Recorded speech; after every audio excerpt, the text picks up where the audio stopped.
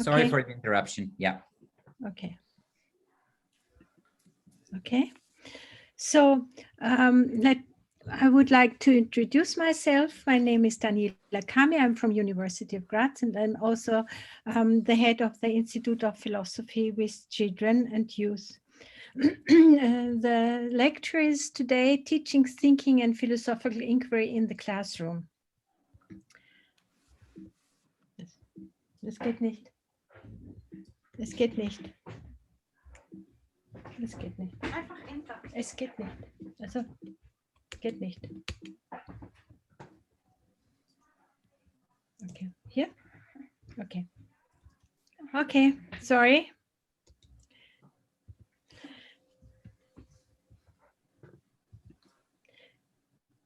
Well,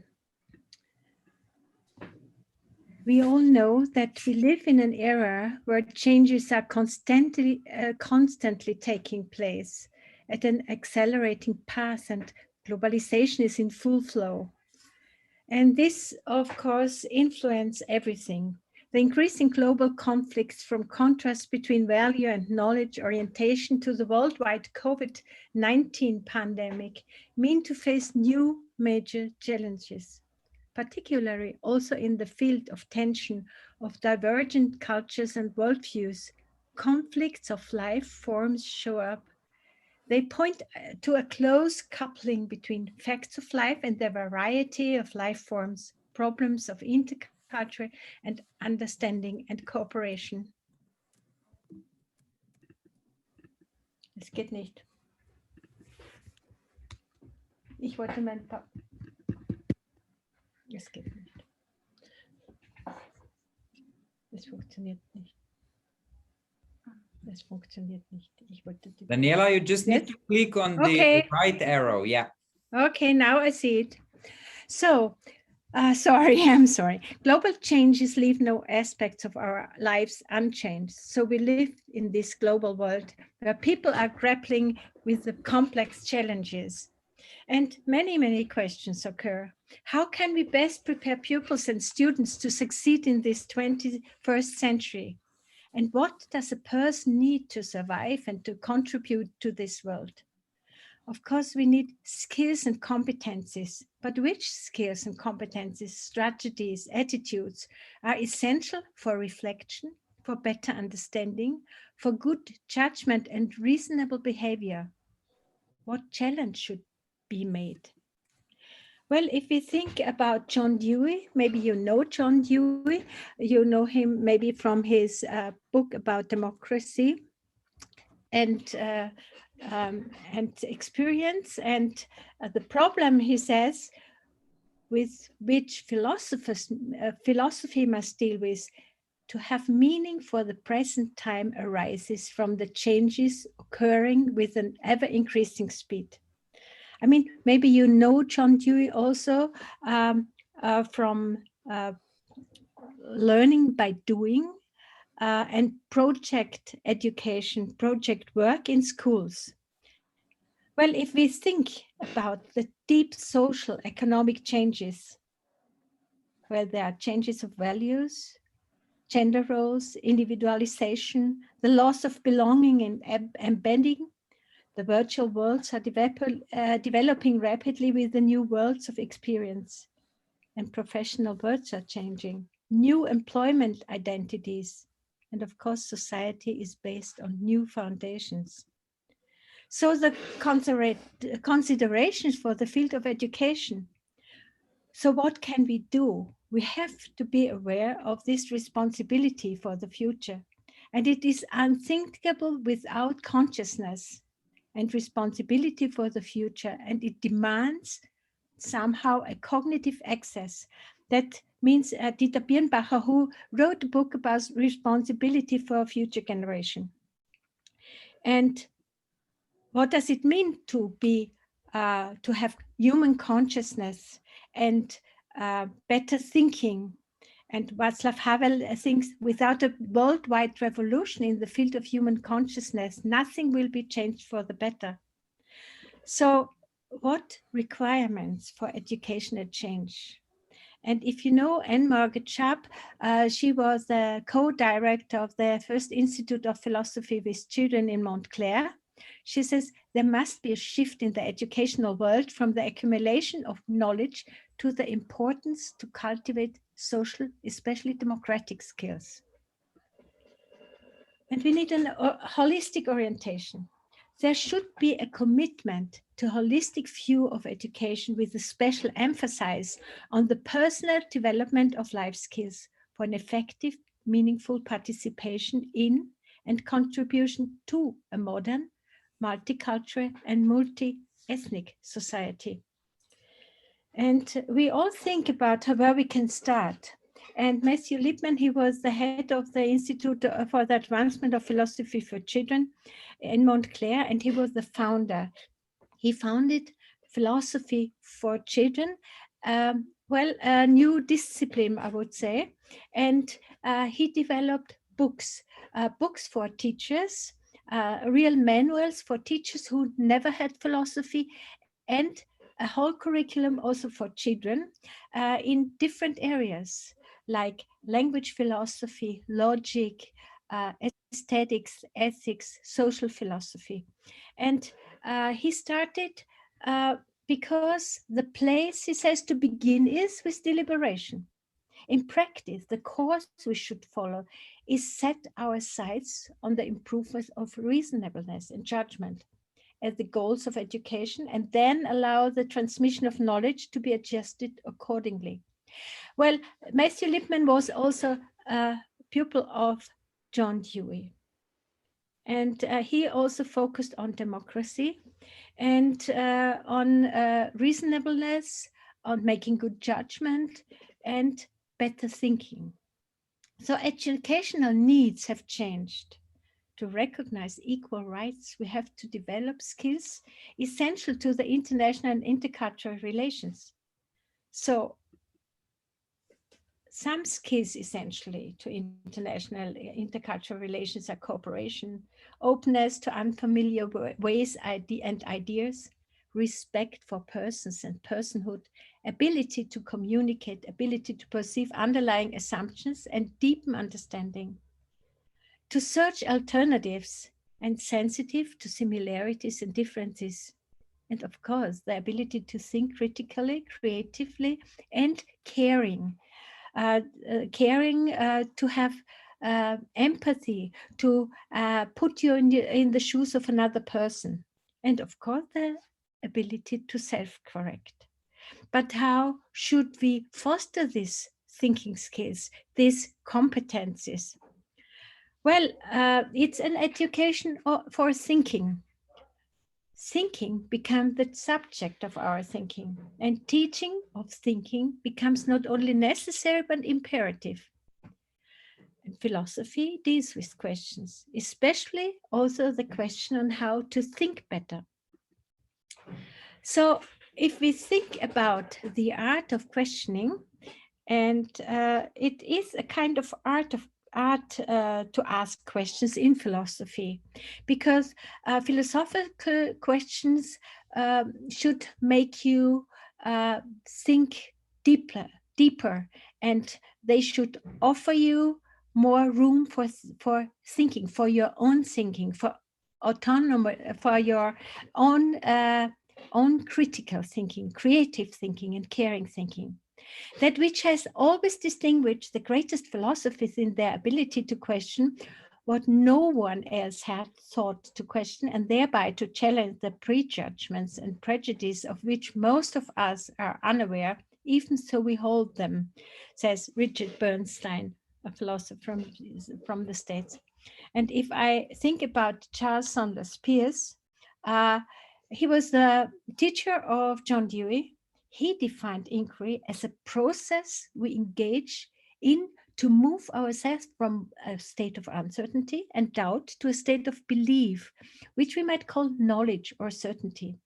For Peirce, good inquiry is an important social activity. Inquiry begins with some surprising phenomenon, some experience which either disappoints an expectation or breaks in upon some habit of expectation of the inquisitors. Well, and John Dewey, he is thinking, for him is thinking a process of inquiry, of looking into things, of investigating. And it's more as it's looking like a detective, like in a criminal story. It's looking to investigate, to discover something. And well, we can do this together. A community as a group of like-minded but diverse individuals who come together around a common concern over time. So we can think together. It's not only thinking for oneself.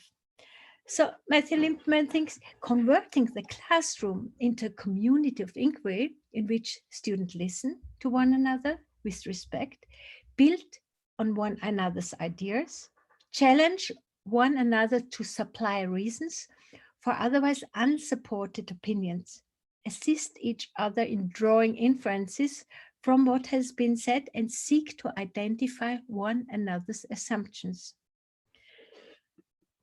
Well, we can think and reason, but we can also think together. And that's the important thing if you want to transform a classroom into a community of inquiry. So what can we do when we do philosophy with children? Children are very curious. They ask questions. And how can we stimulate the curiosity about the linguistic representations of the idea and the concept? And the pleasure of language game, which makes new degrees of freedom in the perception of the world possible, and to support thinking of the reflective kind. That's what we want to do doing philosophy with children. And we can, of course, start with stories, and they must be very deep stories with several philosophical issues and questions. So the community of inquiry, it develops. It's not from one day to another, but it develops, asking questions, reasoning, coming together, respecting each other, listening very carefully. And it's not only a conversation, it's not only a discussion, but it should become a dialogue, and a philosophical dialogue. So it's a group of individuals who search out the problematic borders of a puzzling concept through the use of dialogue. So what we do is cultivate skills of dialogue and questioning, but open question. As a facilitator, the teacher should become a facilitator, and he should ask very open question, not suggestive question, not questions that already include an answer, not questions that you can answer with yes or no, but open questions, so that everyone who is in the classroom can think and can cultivate skills of reflective inquiry and good judgment, respect the perspective of others, and collaborate, actively engage in self-correction. Specialists also practice the art of making good judgment within the context of dialogue. So the community of inquiry includes dialogue, strategies, skills, competencies, structures, resources, and groups that build up a relation, and it becomes a community of inquiry through philosophical dialogue. Are there any questions? May I ask? Does anyone has any question, or should I go on? Okay. So, crucial for doing philosophy in the classroom is building of a community of inquiry, which involves, I said already, critical, creative, and caring thinking, frames of reasoning, understanding, and it is a democratic process.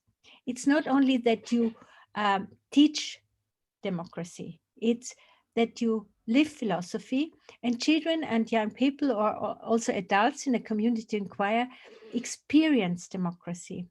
There are questions, there are answers, there are different perspectives, there are alternatives. People try to reason and start from their own experience, like in a Socratic dialogue. And they share their ideas. And it's not that one would like to get better than another person, but building on each other's ideas. So I could get an argument, even if I'm not the opinion of a colleague, I could get an argument for his ideas.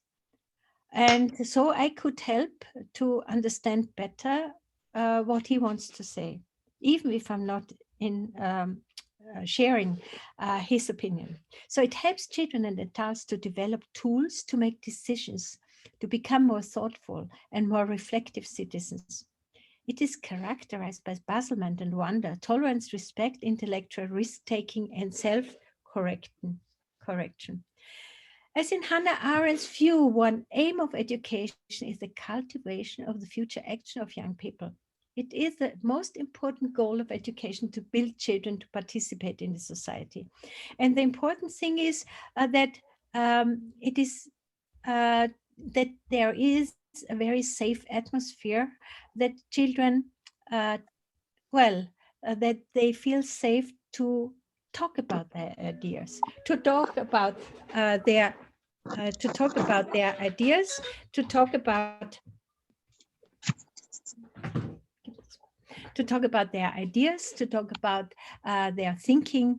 And it's not only the atmosphere, it's also, you sit in a circle and you can, the teacher, better the facilitator, should make children feel not only safe, but also that they are very special, because every person is thinking differently and has different ideas, different thoughts, and that's that children experience that their thinking, that their thoughts are very important. So they also feel safe to talk about. So it must be, the facilitator must be very open-minded. So everyone has the right of education. And as Hannah Arendt points out, education is the point at which we decide whether we love the world enough to assume responsibility for it, and by the same token, save it from ruin, which, except for renewal, except for coming of new and young, would be inevitable. And education too is where we decide whether we love our children enough, not to expel them from our world and leave them to their own devices, nor to strike from their hands their chance of undertaking something new, something unforeseen by us, but to prepare them in advance for the task of renewing the common world. And there are more demands upon education. According to Theodor Adorno, one of the key thinkers of critical social theory, the premier demand upon all education is that Auschwitz not happen again. Adorno's concept of education is based on an education toward critical self-reflection, an education creating an environment that encourage individuals to think for themselves and resist authoritarian thinking. And that's very important if you build a community of inquiry, to get to know prejudice, to know what prejudice are, to know what presumptions are, to know how you reason and what is good reasoning. And it builds on the 4 pillars of Jacques Delors: learning to know, learning to do, learning to live together, and learning to be. And I want to focus on learning to live together, because learning to live together, it's very important to discover other people. Meeting other people is likely to be one of the most meaningful things in one's life, and community of inquiry and dialogue. So, of course, if we look at classrooms like in Austria, in many classrooms there are children from many different countries. And it's really very, it's a chance to discover other cultures, other languages, other children, other people. And so it's very fruitful for a community of inquiry. And we had many communities of inquiries, international community of inquiry. And that's also with adults, because we learn from each other. We develop, we can build our thoughts on another's ideas. So living together based on collaborative participation, it requires world-making skills with new abilities, competencies, knowledge and understanding. So it's the aim is bridging between worldviews, and it's very important aim of education. And it means also promoting awareness of the importance of the cultural and linguistic diversity and combat racism, prejudice, and xenophobia. If you know, maybe Nelson Goodman's book, Ways of World Making, Nelson Goodman claims that there is a continuous work to undertake to understand the whole, because there are many different versions of the world. So world making skills help us to see things pluralistically. And again, Anne Margaret Sharp, she talked about the art of world making and growing up in a global society. And she says many do not understand the ideas, background, or beliefs of others from other cultures. So we have to question, we have to try to understand and get into dialogue. Hannah Arendt sees that we should, it's a going visiting. We can go visiting not only if we talk to each other, if we have a dialogue, but also through literature. And we can step back, imagining and going visiting, and develop skills of good judgment. So the ways of going visiting, intentionally entering into the world of different people with different views, listening attentively to their stories, trying to figure out their worldview and how they might see your perspective as strange. So crucial need for children to see themselves outside of their own culture, away from the assumption that culture took for granted.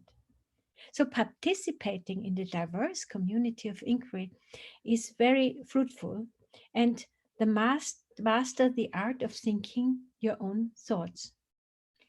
So if we come to teacher training, so the teacher has to identify conceptual puzzles, formulating philosophical questions, fostering classroom dialogue, and developing a community of inquiry. But of course, a teacher should also know background on philosophy, should be competent to know what a philosophical question is, and should have a philosophical background. So it needs a good teacher training. And he should be a fosterer of inquiry, an investigator of thinking for oneself, and a facilitator of philosophical dialogue. So because many teachers said, oh, I'm doing philosophy anyway. So I'm asking questions and children answer. But I wanted to make a difference between a conversation, a discussion, and a dialogue, and a philosophical dialogue. So if we have a conversation, it's talking for its own sake, yes? Giving information, organize, share ideas, focusing on one's own feelings and thought, and listening and exchange ideas, and very much often you hear what fits into your concept. It's talking about your ideas and exchanging feelings, thoughts, information. If we think about a discussion, it's offering one's own comments and opinions, effort to make people understand, looking for evidence to be right and show others are wrong. Well, David Bohm says it's like a ping pong, and stating a position, defending it, and seeing who wins, criticizing the other side position. It's competitive, and listening to find flaws and make counterexample, seeking a conclusion that ratifies our position. A dialogue is different. A dialogue is thinking and reflecting together. One's own position is not the only way. And building up a community, and each person has a special contribution to give. One maybe is asking questions. The other one is always looking for reasons. The next one is bringing examples. Another one is bringing counterexamples. So we learn from each other. The intention to reach a new understanding, exploration, investigation, inquiry, and it's collaborative. It's listening to understand, discovering new options and alternatives. And the philosophical dialogue, of course, has philosophical issues, and learn to use thoughts and arguments in a well-reflected way, to put questions, to explain opinions, to construct suppositions, and to develop concepts. Well, to discover various possibilities, alternatives, to make decisions, to recognize different points of view, to practice logical thinking, to discover contradictions within the information, and to learn to think independently. It's a multidimensional thinking, critical, creative, and caring thinking. And here is a picture from in higher order thinking from the book of Matthew Lipman, Education for Thinking. And he has here of course, we need criterias. We are talking about, well, we have to make differences between norms and values. We have cognitive skills and affective skills and reasoning skills. And we have dialogue, and of course, it would take a longer time to talk about that. But if we think about complex thinking and higher order thinking, its critical thinking includes the improvement of their logical and epistemological skills, recognizing connections, giving reasons, as well as the strengthening of their judgment. Creative thinking includes the ability to discover and invent, as well as particular way of perceiving, grasping part whole relationships, identifying similarity and differences, and having thought experiments. Very often children use thought experiments, and often children or adults or teachers don't really listen very carefully to thought experiments. And it's very creative. And of course, you can think about consequences of your action through thought experiments. So caring thinking also includes emotional thinking, empathy, thinking in terms of appreciation, but also thinking, putting yourself in the shoes of another person. So this all develops in a community of inquiry, but the facilitator must be competent and must have a good teacher training.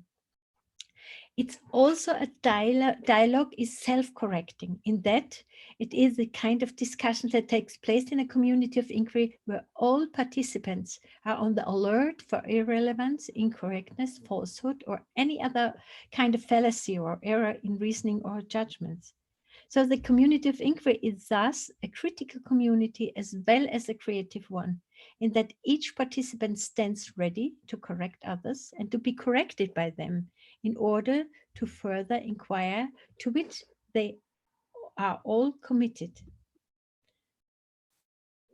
And it's also implementing democracy in schools, because it involves dialogue and understanding, human action, empathy, trust. So a philosophy for children community provides an ideal framework for working out intersubjective perceptions and understanding of complex cultural differences. It is one way that the next generation will be prepared socially and cognitively to engage in the necessary dialogue, judging and questioning what is vital to existence for a democratic society. Well, if we think about UNESCO, they published a book, A School of Freedom, and says the impact of philosophy on children may not always be immediately appreciated, yet its impact on the adults of tomorrow can be so considerable that it makes us wonder why philosophy has been marginalized or refused for children. I would like to introduce some project we did. And this is the beginning. We had many international project, European project, and I would like to introduce them to you. Maybe it's interesting. All the materials are on the internet and in several languages. It's about plurality and identity. If you think about Hannah Arendt, it considers plurality as a concept which enables living together. So dialoguing together in a philosophical community of inquiry helps to understand the plurality of worlds, coupled with the growing appreciation for the uniqueness and diversity of complexity of the ever-growing broader horizon. So it's an approach to democracy. So any educational activity that has the goal of promoting intercultural understanding, the values of tolerance, human rights, and democracy have to show the presence of the values in the educational process. And we developed a European project. It's Peace, and you can get all the books and all the manuals online. It's in 6 languages, in English, in German, in Spanish, in Italian, in Arabic, and in Hebrew. And it's called Philosophical Inquiry Advancing Cosmopolitan Engagement. And we had this project together with colleagues from University of Naples, Italy, from the Association Center of Philosophy for Children in Madrid, in Spain, Garur in Spain, our institution, Austrian Center of Philosophy with Children, and Topaz, leading social innovation Israeli Center for Philosophy in Education. Well, the educational background of this project was an effective educational approach to develop cosmopolitan engagement and through the use of complex thinking, which involves critical, creative, and caring frames of reasoning and understanding. So complex thinking is enhanced by the validated methodology of philosophy with children and through the participation in communities of inquiry.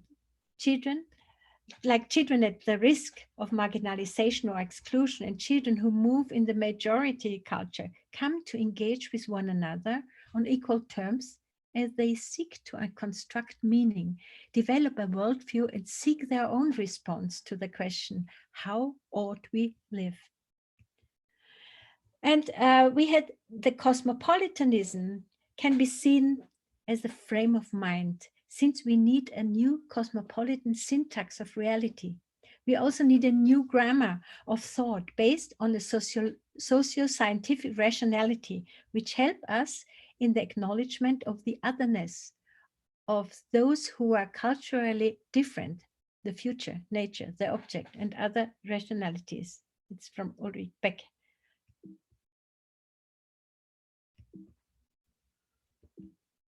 Es geht nicht weiter. Okay, so developing cosmopolitan thinking through philosophical inquiry. If we think about Delanty, he says the community of philosophical inquiry provides an educational context for generating a social reality of immanent possibilities. Within this reality, students are able to develop the capacity to reflect in a critical, creative, and caring way on the multiple, fluid, and interactive nature of the social reality in which they live. So if you think about cosmopolitanism and inclusion, it's a cultural, economic, and social process as a frame of mind which supports the possibility to look at social issues in a different perspectives. And if we think about the United Nations Millennium Goals, One goal is the inclusion as a goal for the millennium. It's integrate social inclusion for all with no limitations of race, gender, social position, and education. And understanding cosmopolitanism as an engagement, as an educational ideal, as an orientation and vision, as a way of negotiation, the world expressing as hermeneutic attentiveness to the other. It emphasizes human diversity as a richness all of us should value, respecting different styles, forms of life, or approaches to what it means to be human. This includes dialogue between cultures, empathic understanding of the other, and recognition of a human condition shared across cultures. So the aim of our project was impacting on educational processes by improving the reasoning and relational skills of children, and impacting on educational practices, providing educators with the new educational opportunities and resources of philosophical inquiry available to different contexts and countries. And the guidelines were to develop a new curriculum composed of philosophical novels, exercises, discussion plans for different age levels, a format for teachers and educators training course, and professional learning materials for teachers and educators, assessment and evaluation tools for teachers, educators, and pupils. So the curriculum, this is the curriculum, it's online, and it's a curriculum that starts with 6 stories and with a manual that goes together with 6 stories for teachers. So the first, I want to introduce this, I think I have some time, the curriculum. I don't go into the stories. You can just look at the stories for a moment, but this is a curriculum, Tina and Amir and Ella. The foundation is cosmopolitanism as a concept and way of being in the world. It's about empathy, understanding, about reflexivity, critical reflection on one's own subjectivity as an orientation to self and other, and language and cultural translation. For example, here is Who Am I? It's a little story. I don't want to get into the story, but it's a critical reflection of one's own subjectivity. And well, we can look at it if we would have time. And here is also leading idea and a discussion plan who goes together. The next book is, or the next 2 books are Hanadi. Well, this is developed in Austria.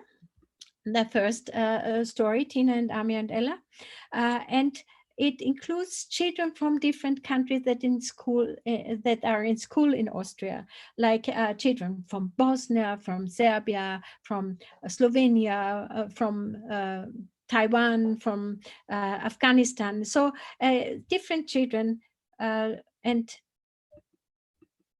well, Hanadi and Christian is developed in Spain. So there are more African children included in, and children from South America. And for example, and the foundation is cosmopolitanism as a culture and ethics. So it's about the local and the global, and it's about sports, it's about the traditions, social rules, and human rights. Here's also Who Has the Right to Play. It's about human rights. It's about rights, discussion plans, and there are many examples and activities and exercises and discussion plans. And this is In and Out, the Park, and What's Your Name? It's developed in Italy for the age group from 12 to 14. It's about truth and justice and friendship and social networks and gangs. So, and there are also children from Roma children included. They are in classes in Italy, and also from Africa. So it's how children in a classroom come together in Italy. And it's about tolerance and friendship and social networks. And here's also, again, exercises. we can look at this maybe if we would have time. So the teacher training workshop were, we developed teacher training workshops, 40-hour courses, 10 hours of theoretical training, 10 hours of exposure to the curriculum materials, and 20 hours of practicum with the curriculum materials. We had teacher training workshops in each country. There were 20 to 30 teachers in every country, in Spain, in Italy, in Austria, and in Israel. And we worked then in schools. So these were the teacher training workshops in Austria, in Spain, in Italy, and teaching sessions.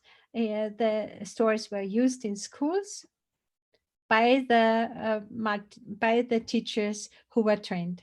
So assessment materials were evaluation and self-evaluation sheets, teaching sessions, procedural guidelines, and checklists. The books were published in Arabic, English, German, Hebrew, Italian, and Spanish, and you can not only look at them, but you can also use them. And here is I can also send you the exact date through mail. Well, here is the homepage of this project. But I want also to introduce several other projects if you want. This is a new project, EduSkills, where we included a platform, free and creative, ready-to-use modules about teaching about diversity and global issues. It's about thinking and language diversity, human rights, about climate change, about consummation. So it's a lot of materials, and there are lesson plans for teachers if you're interested. It's reflection, educating for critical thinking, inclusive societies, and dynamic engagement. This is also one of our projects. Another one is DigiEthics, where we develop how to talk about digital ethics to children and young people. And we developed a game that you can play in the classroom. We have it in several languages.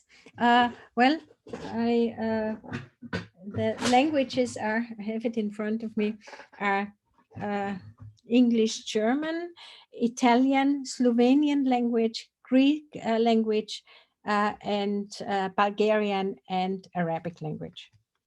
So if you want to get one, it is, but you can look at the homepage and there are all informations. We also developed another project, You, Media and Me. It's to introduce the interesting issues to parents, like cyber mobbing and what they could do to, about cyber crime, cyber mobbing, to how to put the informations about putting photographs on the net, what will happen if you, well, all different issues about media, and they are introduced, that is very interesting, by young people. They made little films and they introduced it to the parents, to the different issues. Yes, and if you want, I could introduce a little film, if you want, if there is still time, so that you can see how children do philosophy. Can I introduce the film? Is it possible? Hello? Yes, please. Yes, of course, okay. Please do. Just one moment. It's just 5 to a few minutes. Oh no.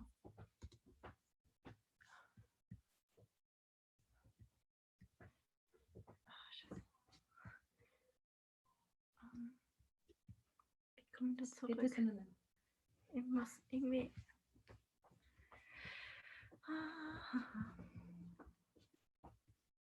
kann ich das kleiner machen? Was? Dass ich, genau, das bitte. Bitte.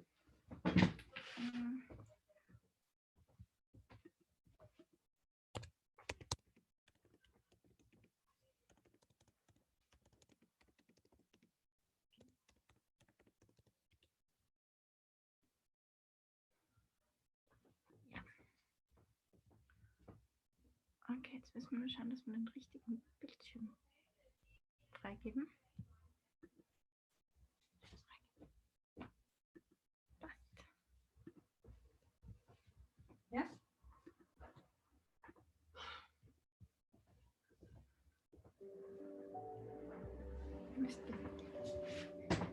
Can you see it? Hello? Yes, we can. Okay. Sorry.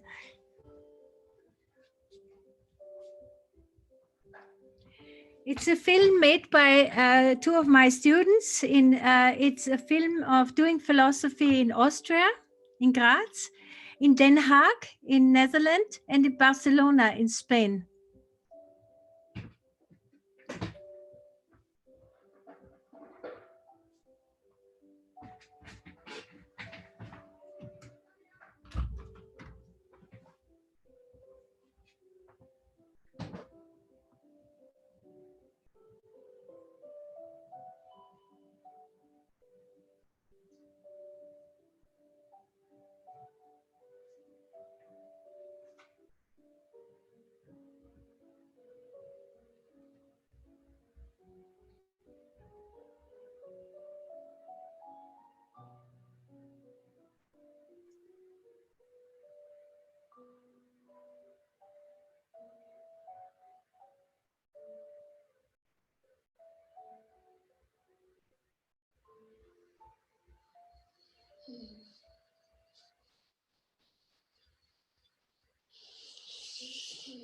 Vorstellen ist etwas, was ich noch nicht gesehen habe. Ich kann mir jetzt zum Beispiel den Eiffelturm vorstellen, war aber noch nie da. Kann ich nur von Fotos sehen und kann ich mir auch nur vorstellen. Ich kann mich jetzt nicht daran erinnern, wie ich am Eiffelturm gestanden bin. Denken ist eigentlich eine Sache der Fantasie, weil man weiß nicht, was man denkt, weil man denkt ja einfach, man weiß nicht ganz genau, wie das ist und man kann sich auch Fantasiebilder machen und man kann auch sich vorstellen, was da vorgeht im Gehirn, ohne dass es stimmt. Also man denkt immer, aber man weiß nicht, wie es ganz genau ausschaut, weil man da drin keine Augen hat. Ist das dasselbe, wenn man es passiert, so fantastische Dinge, wenn man denkt? Gibt es da Unterschiede? Da gibt es andere Arten. Zum Beispiel gibt es das Fantasieren und das Denken. Das hat Unterschiede. Zum Beispiel beim Fantasieren kann auch was ganz Absurdes passieren, wie keine Ahnung, ein Krug spricht. Es kann beim Denken zwar auch passieren, aber es ist nicht so weitläufig, dass es genau zum Fantasieren kommt. Beim Fantasieren passiert das ständig, das ist wie beim Märchen. Es ist eine Fantasiegeschichte. Und wenn ich jetzt denke, dann erarbeite ich mir ein Bild und dieses Bild wird dann von Zeit zu Zeit immer größer. Und es kann auch sein, wie zum Beispiel eine Katze zum Zaun rennt, das kann ich mir auch vorstellen. Aber zuerst muss ich mir das Bild malen und dann kann ich es erst durchdenken. Ich denke bijvoorbeeld weer met beelden, maar andere mensen denken bijvoorbeeld weer met woorden.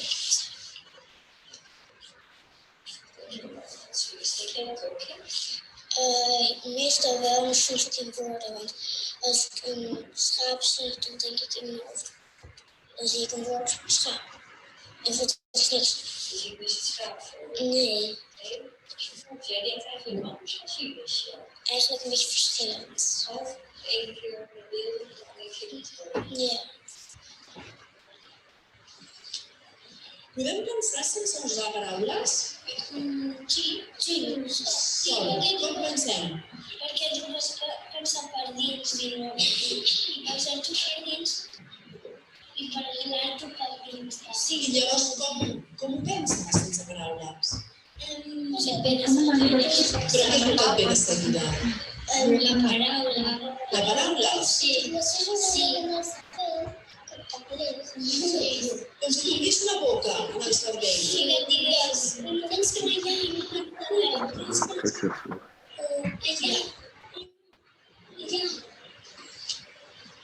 Mira, ara després d'haver parlat abans, què et sembla a tu que és un pensament? Hello, everyone. Hello. No sé com si en lloc de parlar-la per la boca, la parléssim com amb el cervell. I a què s'assembla un pensament? Com és? Com te l'imagines? No sé. Un aire amb el dibuix.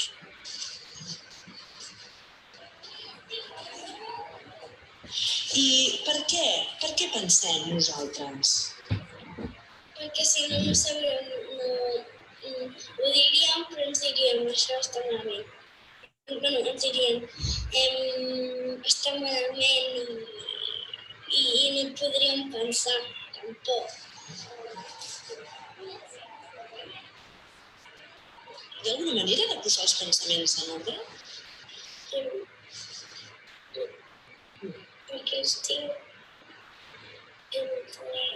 És que penso una cosa i les altres se me'n van, i penso una altra cosa i les altres se me'n van. Penso en totes juntes, però després se me'n van. I no sé. I en el teu cap al mateix tens diversos pensaments? Sí. No en tinc gaires. No tens gaires. I com estan? Estan endreçats? O no? Estan en uns calaixos que tinc per tot. Ah, sí? Què hi ha en aquests calaixos? Tots els pensaments. Que com es guardo i un dia dic, ai, mira, tinc aquest pensament. Ai, mira.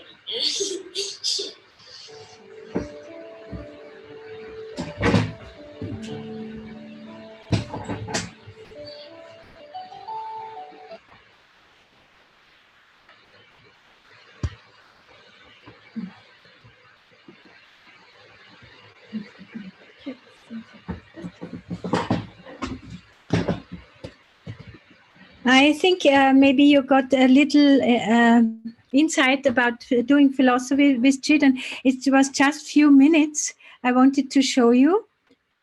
Are you still there? Hello? Can you hear me? Yes. Yes, we are here. Okay, and you can see the film on YouTube. It's 90 minutes, so you can see the film. It's called "We Think, Therefore I Am." And this is my email and our homepage. And maybe you are interested to come to our international conference in October. I hope we can have it. Expectations on democracies on the age of digitalization and democracy. And I want to thank you very much for your attention, and thank you so much for the invitation. Thank you very much, Daniela, for this interesting presentation. We will share all these links also with all the participants later, so they will be able to access it. I will now just stop recording.